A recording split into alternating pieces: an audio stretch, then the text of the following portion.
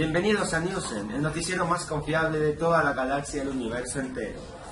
El día de hoy les vamos a presentar las noticias más destacadas de nuestro querido país y del mundo. Me llamo Miguel Ángel y soy su querido presentador el día de hoy. Espero que les gusten las noticias. El día de hoy vamos a empezar con una noticia bastante polémica. Esta noticia es del 31 de enero del 2020. La fuente de donde se sacan informaciones del Espectador. El título es Colombia no debe limitar el acceso al aborto, dicho por Human Rights Watch. La organización presentó una intervención ante la Corte Constitucional en la que insta a tomar una decisión contundente frente al aborto para que sea un procedimiento seguro para las mujeres colombianas. La interrupción del embarazo en Colombia sigue siendo un tema abierto. Este año, justamente, la Corte Constitucional debe estudiar nuevamente si mantiene las tres causales bajo las cuales el aborto es legal o si expande su decisión y lo despenaliza en otras situaciones. Ante la situación, Human Rights Watch, o su acrónimo HRW, presentó una intervención ante el Alto Tribunal para que no se criminalice este procedimiento. En vez de ello, pide que se garanticen las medidas necesarias para que no se ponga en riesgo la vida de las mujeres que eligen no tener a sus hijos antes de nacer. En ese sentido, HRW le pide a la Corte que tenga en cuenta el derecho internacional de los derechos humanos, así como las interpretaciones autorizadas sobre cómo éste se aplica en materia de aborto, expresó la organización mediante un comunicado.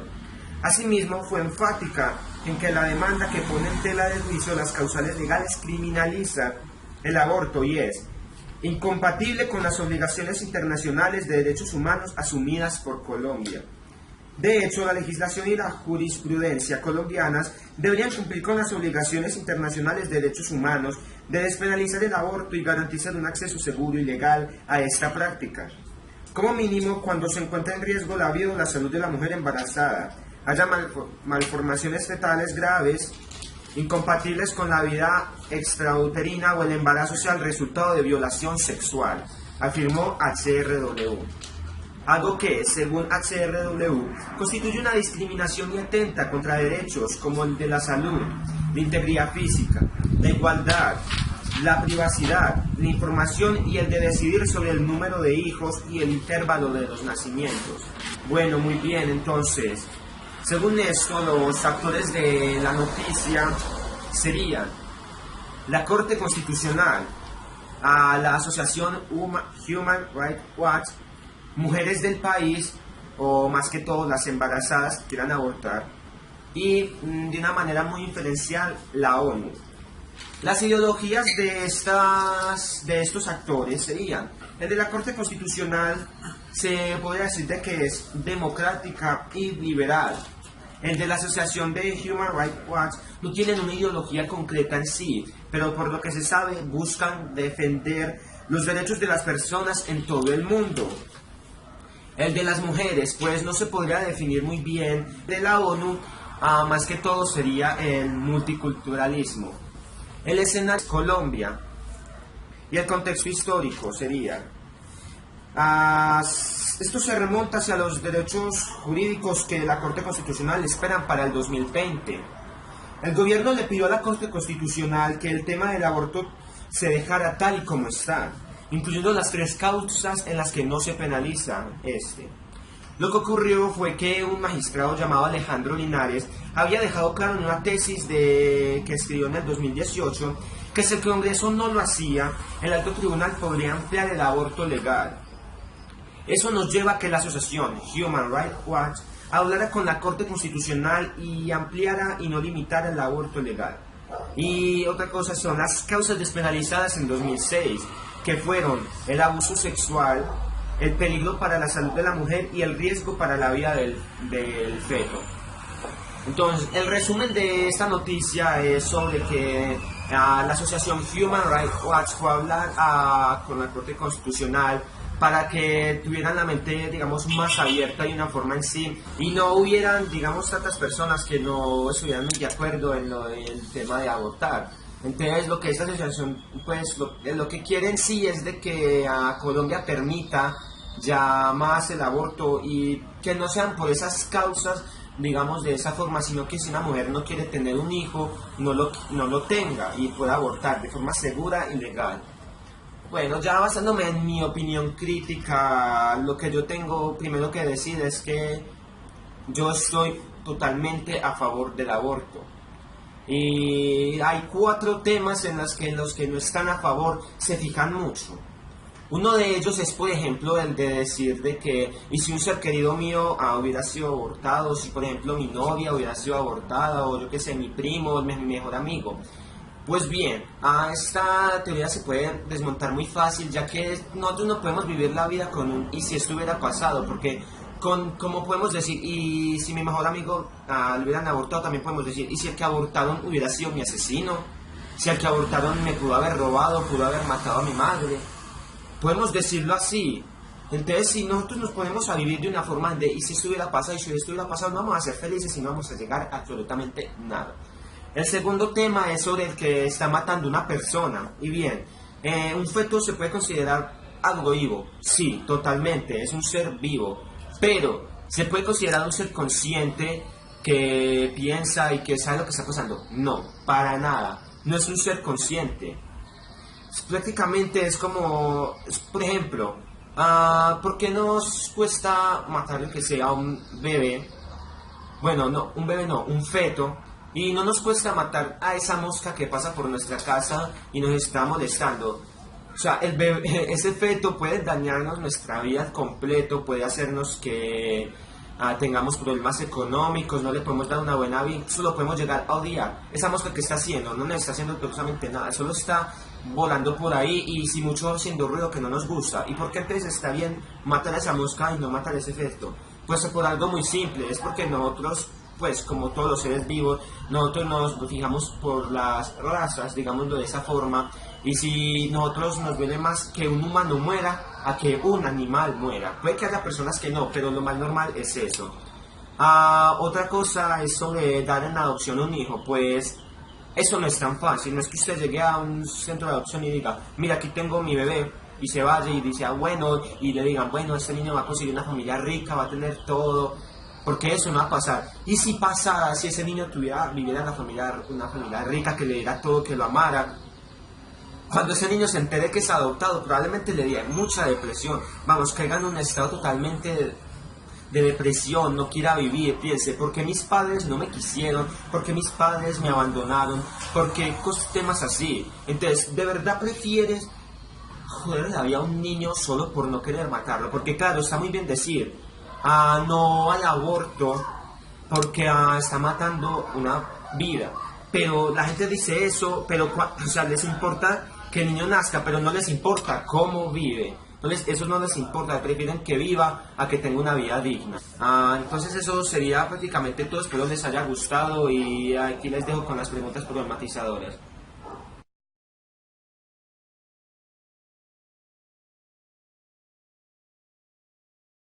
La noticia que tenemos el día de hoy es una cortesía de El Espectador, publicado el 3 de febrero de 2020.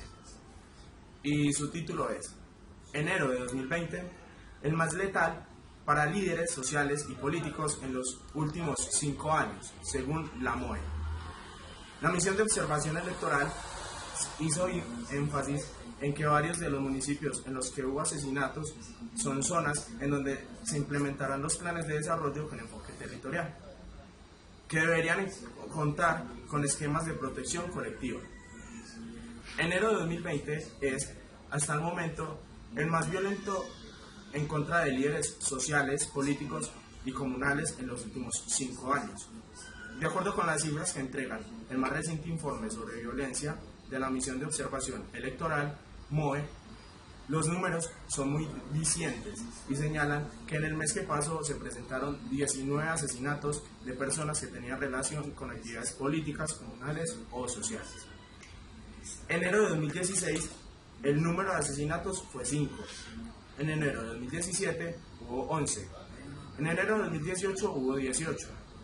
Y en enero de 2019 los asesinatos fueron 16. De igual forma, se incrementaron las amenazas contra estas personas. Solo el mes pasado se registraron, según la MOE, 32 de estas acciones de hostigamiento.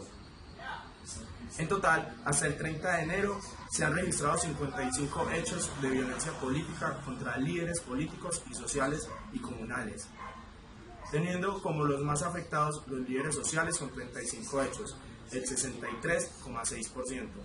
En segundo lugar están los líderes políticos con 16 hechos, 11 de esos hechos amenazas. Los hechos de violencia se han presentado en 34 municipios, el 3%. De 15 departamentos, el 45,5%, señala el informe de la organización civil. En este sentido, hace énfasis en las amenazas que han recibido otros líderes políticos que fueron electos en las elecciones regionales de 2019. En este sentido, hace énfasis en las amenazas que han recibido otros líderes políticos que fueron electos en las elecciones regionales de 2019.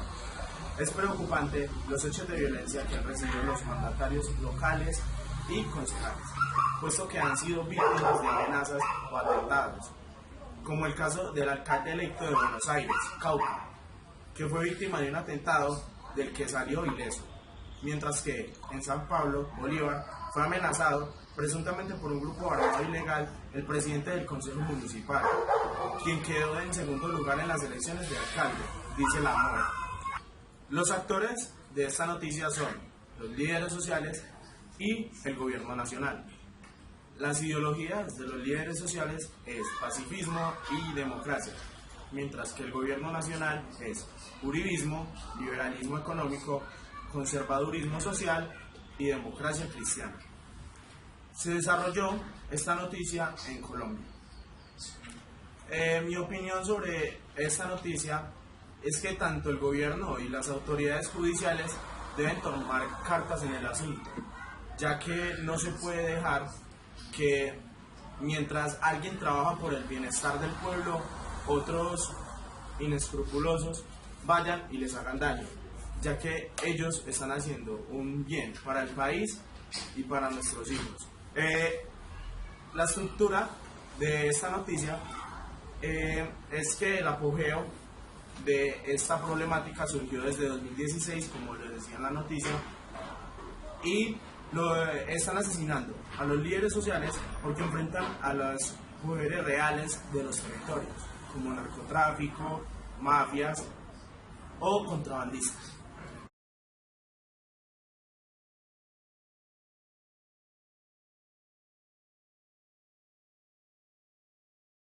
Presentar las noticias del periódico El Tiempo del día 31 de enero del 2020. Alicia Arango y sus retos como nueva ministra del Interior.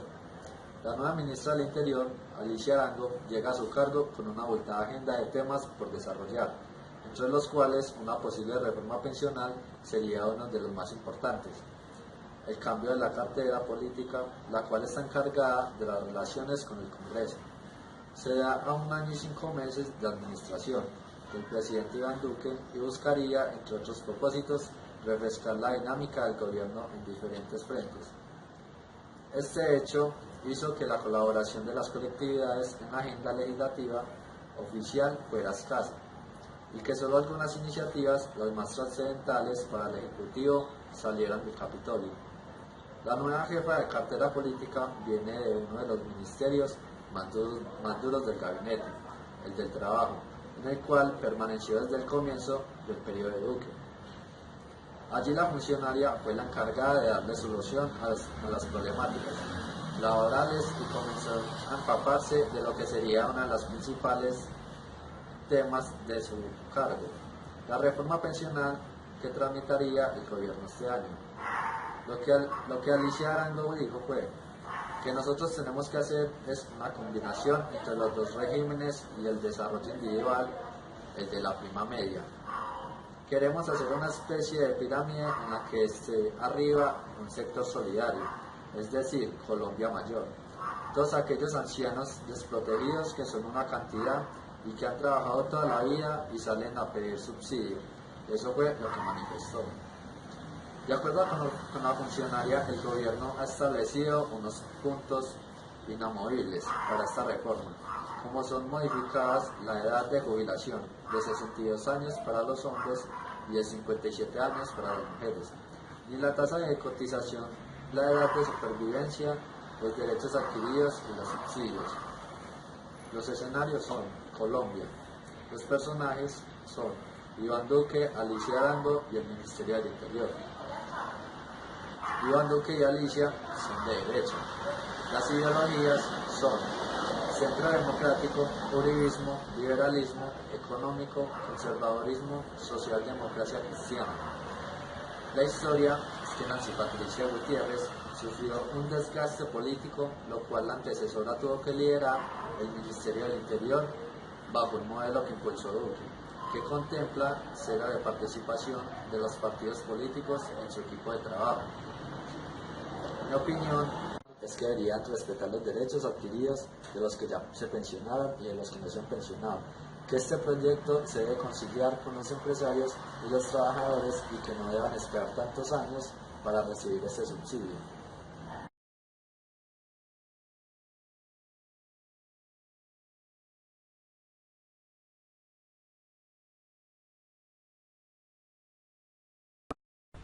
Y para concluir con las noticias que les traemos este día, vengo a traerles una noticia sobre el paro nacional. 2 meses del paro nacional, impases y desafíos. Mi noticia es del 31 de enero del 2020 y mi fuente política fue El Espectador. El paro se ha prolongado más allá de las expectativas iniciales de quienes lo convocaron y de los deseos del gobierno. Esta semana se cumplieron 2 meses desde que se produjo la primera movilización y por eso mismo esta serie de protestas consecutivas comienzan a ser consideradas como un hecho histórico. Pero tras 2 meses de movilización, ciertos impases y desafíos empiezan a hacerse evidentes. La convocatoria al paro del 21 de noviembre no tuvo una sola causa y con la prolongación de las marchas sus razones se han difuminado. Esto ha sido ocurrido sobre todo por 2 hechos. Primero, el pliego de 104 puntos que elaboró el Comité Nacional del Paro junto con muchos grupos inconformes. Y 2, la violencia que ha vuelto opaco y confuso el mensaje de los activistas que los activistas tratan de enviar. Es claro que la atención de los medios se la roban cada vez más los llamados vándalos. El desafío para los líderes del paro consiste entonces en volver a hacer inteligible su discurso y sobre todo establecer con mayor claridad las razones que conducen a la protesta. Hasta ahora los actos de violencia y vandalismo en las marchas no han podido ser contenidos ni controlados ni por los manifestantes ni por las autoridades. Tanto activistas como gobernantes han recalcado la importancia de diferenciar las marchas pacíficas de los actos vandálicos. Pero la reincidencia casi continua de la violencia empaña las marchas y les quita algo de legitimidad frente a varios segmentos de la opinión pública. Ciertamente es un logro que el 21 de enero la policía hubiera actuado con más cabeza fría y haya recurrido a la fuerza como un último recurso y de forma mucho más proporcionada. De ese modo ajusta su manera de intervenir en las protestas a los estándares del derecho internacional y sobre todo restablece mejor el orden público. Cuando la fuerza policial de un Estado no es capaz de actuar prudentemente y retenidamente, aumenta la probabilidad de un desborde violento. Pese a ese buen resultado, es claro que hay violencia enquistada en la protesta que no desaparecerá de repente con la aplicación. Hay una nueva pregunta fundamental para poder encarar correctamente el problema a mediano y largo plazo. ¿Quiénes son los vándalos? En el pasado se les solía asociar rápidamente con grupos guerrilleros. Si bien al comienzo del paro el Ejecutivo y el partido del gobierno afirmaron que la izquierda internacional, el Foro de Sao Paulo o extranjeros provenientes de países como Venezuela, estaba orquestando un plan de desestabilización violento. Ningún discurso oficial o mediático asoció inmediata y contundentemente al vandalismo con guerrillas nacionales de izquierda. Los actores políticos que aparecen en mi noticia son el Comité Nacional del Paro, la policía, los protestantes, las guerrillas nacionales de izquierda, el ELN y el ELN. Los escenarios se elaboran todos en Colombia. La ideología del ELN está asociada al socialismo, la teología de la liberación, el marxismo, leninismo y el guevarismo. Y las FARC, que sus ideologías políticas son el comunismo, el marxismo, el leninismo, el socialismo y el bolivarianismo.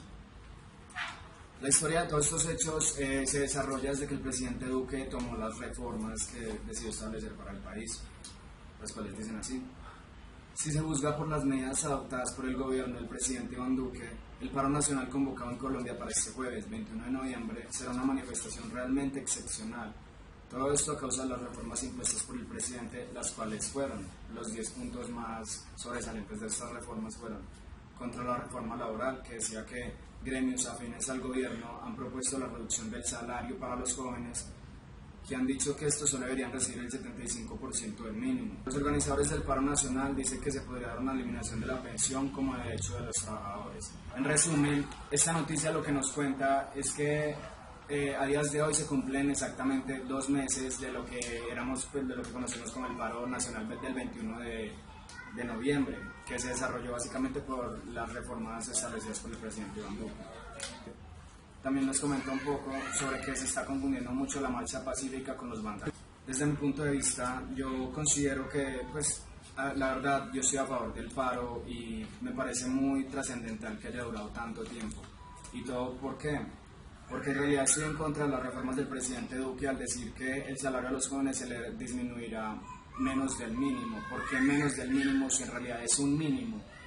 Pues no tendría mucho sentido eso.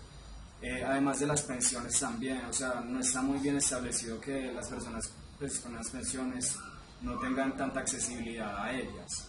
Y en conclusión, también me encuentro muy inconforme con respecto a estas reformas que en realidad, pues a mí, desde mi punto de vista, tienden a perjudicar mucho más a las personas de estratos menores. Pues, ¿por qué? Porque en realidad las personas tienden a sufrir de muchas necesidades y más que todo me enfoco en la parte del mínimo. ¿Cómo esperan suplir esas personas esas necesidades tales como el arriendo, la comida, la ropa, el transporte? ¿Cómo esperan suplir todo eso con algo menor al mínimo? No me explico muy bien cómo se piensa hacer eso. Y si francamente, ¿cómo? Pues, o sea, el gobierno está en contra del paro exactamente por lo mismo, porque está en contra de las propuestas impuestas por las encuestas impuestas por y lo que al menos creen que pueden solucionar con estas. Muchas gracias por haber visto el video y ahí van las preguntas para los empezadores.